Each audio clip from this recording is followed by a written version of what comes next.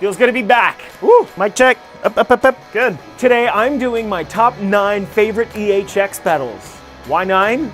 Because I own 9. Let's do this.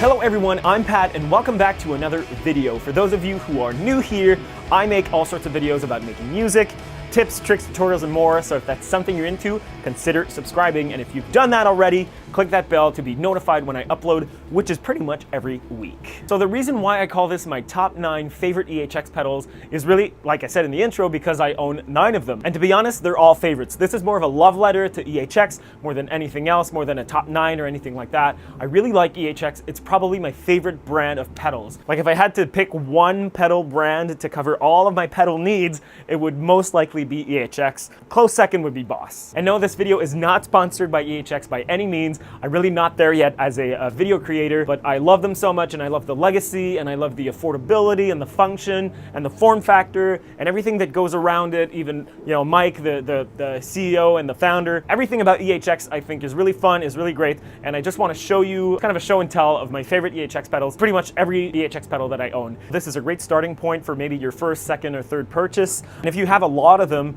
maybe in the comments we can discuss your favorites versus my favorites, or why you hate EHX or don't like them or anything like that. Let's get a discussion going in the comments. All right, without further ado, let's start with the first one in no particular order.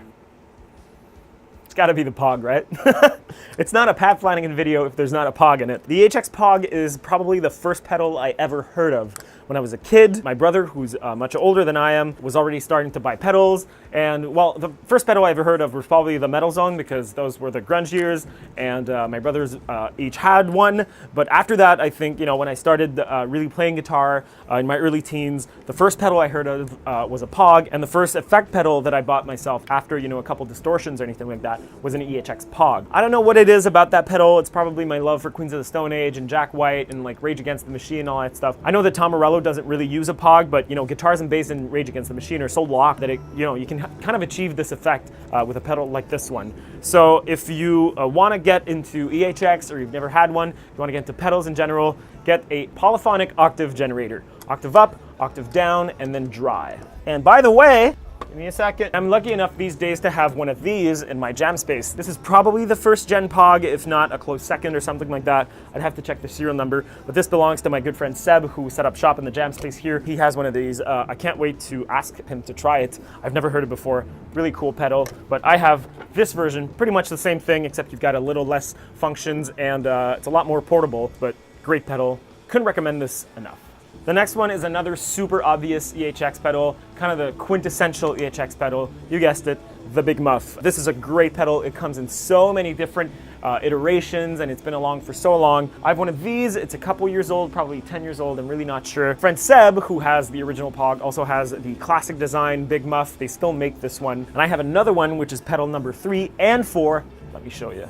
This is the Big Muff I use most of the time. Sorry, I don't have autofocus, so if I do this, it's gonna be blurry because I want you to see my face, okay? This is a Germanium 4 Big Muff, or Big Muff Germanium 4. This is 2 pedals, so I'm counting that as 2 pedals. You have a Big Muff distortion, kind of more of a fuzz tone on this side, and then you have an overdrive on this side. What's awesome about the distortion side is that you can decide how many volts you give the pedal. So here, full 9 volts, and then the further back you go, you're basically starving the pedal. So you're giving it less and less power, and it's really a fun effect. The other way to do that would be to get a power supply that has a starving function. I'll put a link right up here to my pedal board rundown. I talk a little bit more about that feature. And then the other side is an overdrive. I use it kind of as a clean boost, and sometimes a boost for the distortion side as well. That's my favorite Big Muff. There are a lot of Big Muffs out there. This one is kind of expensive, but I got it at a really, really sweet price. My friends at Moog Audio in Montreal really recommend this one. It's a really great pedal if you can afford it. Otherwise, get a regular Big Muff under $100. No brainer. The next EHX pedal that I own slash favorite, because like I said, they're all favorites of mine, is another double feature. It is the Turnip Greens. I really love this pedal.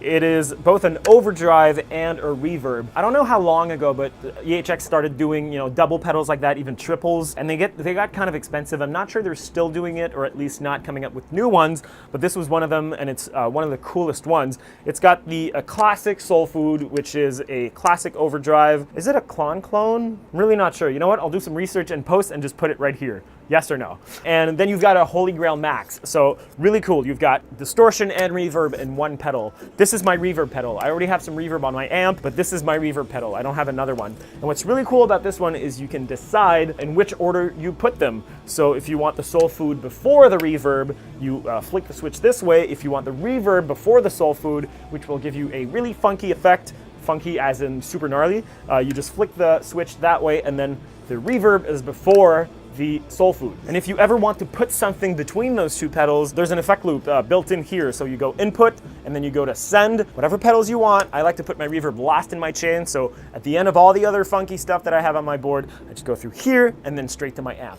Really awesome pedal. If you can find one, get one.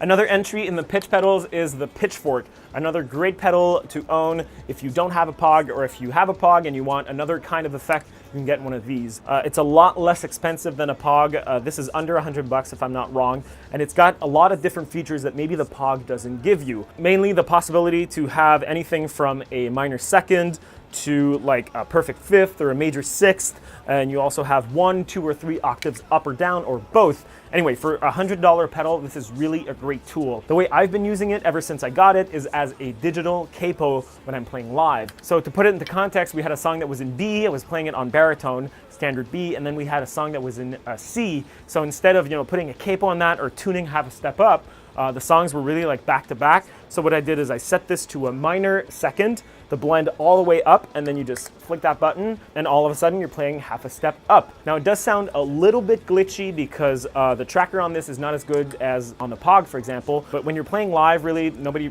hears it on top of the drums and bass and all that stuff.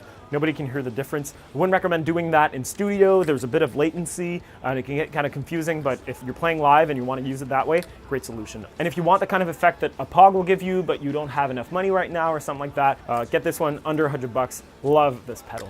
Next up is legit another one of my favorite pedals. It's so simple, it's so affordable. It is the EHX Memory Toy.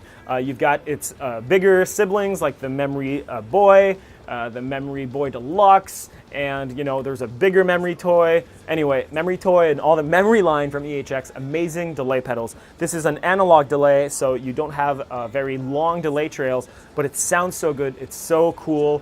It's so cheap for an analog delay. It's really an amazing delay pedal. Again, if you want to get started, you don't have a lot of pedals, you just want a delay. Instead of buying something like Joyo or Moore, which don't get me wrong are fine, you can get something like this. You can throw this on your board, $100, amazing pedal. And last but certainly not least is actually the last addition to my EHX collection, and it has quickly become one of my favorites. That would be the Octavix. Octavix? I still haven't figured that out. Let's say Octavix. It's a really, really fun pedal. It's a fuzz, and it has an upper octave, hence the name Octavix. You can decide how much of the octave you want. You can also dial up the boost, which gives you just a bit more power. And there's also a voltage control, which gives you, again, a little bit more power. I usually dial the octave all the way up and set it to the higher voltage, and then decide from there what I want between volume and gain. I use it mostly to play leads, and I really love how it sounds. Now I know you might think to yourself, man, this guy has like 5 octave pedals, what's his problem? I love octave pedals, it's my thing. I'm gonna do a whole video about it, but this is more like of a vintage fuzz with a vintage octave. Makes you sound like, dare I say, Hendrix for a small price tag, and it's really awesome. I really love this pedal. Again, maybe another $100, and couldn't recommend this enough. So when you look at all the pedals that I showed you, you could probably build yourself a decent board. I've got distortions and fuzzes and overdrives, a reverb, a delay, some octave stuff. The only thing I haven't showed you is a phaser, and give me a second.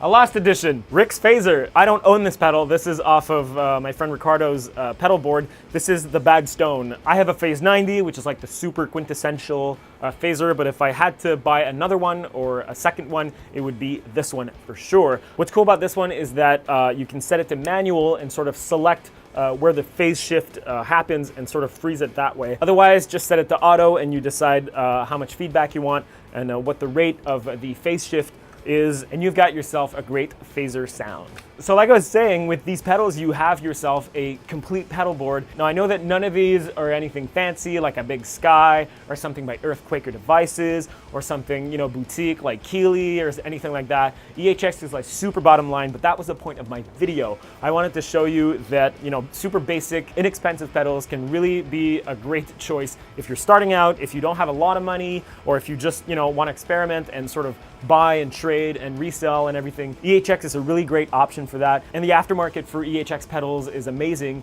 You'll never have trouble selling or buying secondhand EHX pedals, that's for sure. So now my question to you is what EHX pedal I should buy next. I'm always in the market for a new one, but I'm not really sure what I should get. So if you want, go ahead in the comments, make a suggestion, or, you know, give me your favorite EHX pedals, why you like them, why you don't like a certain models or the brand in general. We'll get a discussion going, and then maybe I'll have a better idea what to buy next from EHX. But otherwise, that is all for that video. I really hope that you found it useful. If you did, don't be afraid to leave a like on your way out. It really makes my day when I see a like on one of my videos. Twitter, Instagram, Patreon, Facebook, podcast links, all that stuff is in the description down below, along with more videos for you to watch. Thank you so much for watching, by the way. I'll see you next time. Again, if you want to hear a lot of the pedals I showed today, just click right here. That's a full rundown of my pedal board, and a lot of the ones I showed are on there. Otherwise, my most recent upload is right here. Happy watching. Bye.